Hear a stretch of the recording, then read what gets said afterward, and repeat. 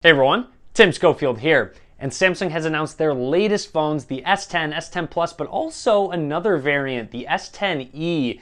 And this variant is actually the smallest at a 5.8-inch display, but also the least expensive at a base model starting at $750. So that even opens up more markets for people that maybe don't need as much phone as the S10 and S10 Plus bring to the table. Now, I did get hands-on with all three devices, but this was the one I was most excited about, so I figured, hey, let's make a full hands-on video with the S10e. So let's go ahead and get started.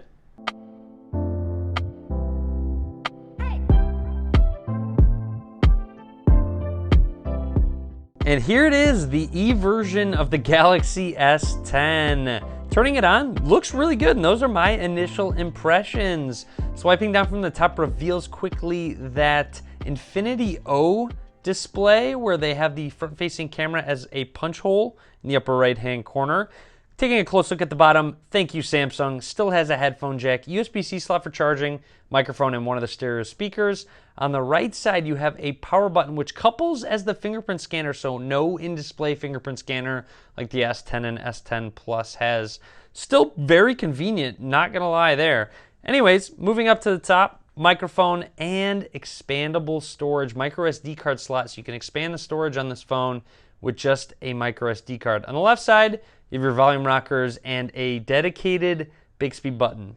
On the back, you have a dual camera system. You have a wide-angle 12-megapixel lens, which is the same lens on the S10 and S10 Plus, and then you also have an ultra-wide 16-megapixel lens, so you're just lacking that telephoto optical zoom lens that the other models do include. And of course, on the front, you have a 10-megapixel front-facing camera as a part of that punch hole display. And speaking of that display, this is a dynamic AMOLED display. Nice they include this technology in their less expensive model. It's an HDR10 Plus certified smartphone.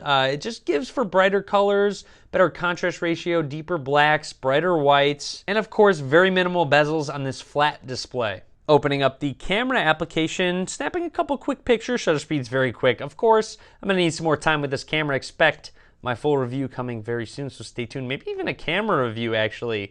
Anyways, going through some of the modes, it does have a pro mode. Very happy about that, of course. It does have a couple different slow-mo modes, super slow motion and just standard slow motion, and of course a hyperlapse mode.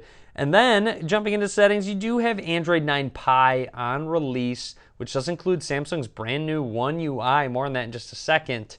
Anyways, I would like to go ahead and talk about a special feature that this phone actually includes, which I was surprised that it includes, and that's actually their reverse wireless charging, which they're calling wireless power share, where you can actually wirelessly charge other devices with this phone. Showing it off now, it's actually an incredible technology, whether you have their wireless headphones from Samsung or another Samsung phone or any other phone that charges wirelessly, just set it on top and you're good to go. Not only does the E have wireless power share, but it also has wireless charging built in and an IP68 rating, so it's dust and water resistant, exact same as the S10 and S10 Plus models as well. So big shout out to Samsung for not really skimping out on those extra features that are included in flagship phones.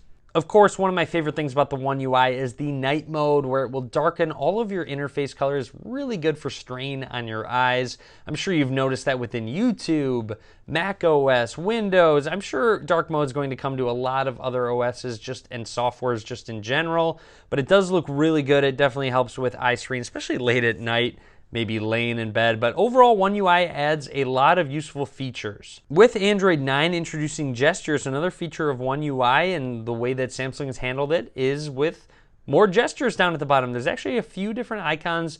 Middle swipe up is home. Bottom left is to get to your recent apps. And then a bottom right swipe is actually just to go back. So it's actually very simple to use those gestures. The E will also come with the latest Snapdragon 855 processor from Qualcomm, which is the same processor in the higher end models as well. So again, Samsung really is giving you a lot more for your money. You get a really good value with the E version of this phone. With this phone being the smallest out of any of the models, it has the smallest battery at 3,100 milliamp hours. I will need to do some further testing, of course, to actually test this battery life, so stay tuned in a future video for that. When it comes to RAM and internal storage, You have different models, 6 and 8 gigs of RAM, and then also 128 gig, 256 gig of internal storage, depending on the model that you actually get. And of course, don't forget, you have that micro SD card for expandable storage. Samsung's really pulling out all the guns, including headphone jack, expandable storage, all those good things. So just want to give some final thoughts on that S10e. I'm actually really excited to use it as my daily phone. It does have a smaller form factor, but still a larger display. It just has such minimal bezels. You can really get that smaller form factor going. But the one thing I really want to test out is that battery life because of that smaller form factor. So, of course, full review coming very soon. Be sure to click that subscribe button so you're notified. And overall, that's everything I want to talk about with my hands-on with the S10e. I hope you enjoyed the video. If you did, be sure to click that thumbs up button, drop a comment. Let me know what you think as well. As always, guys, thank you very much for watching.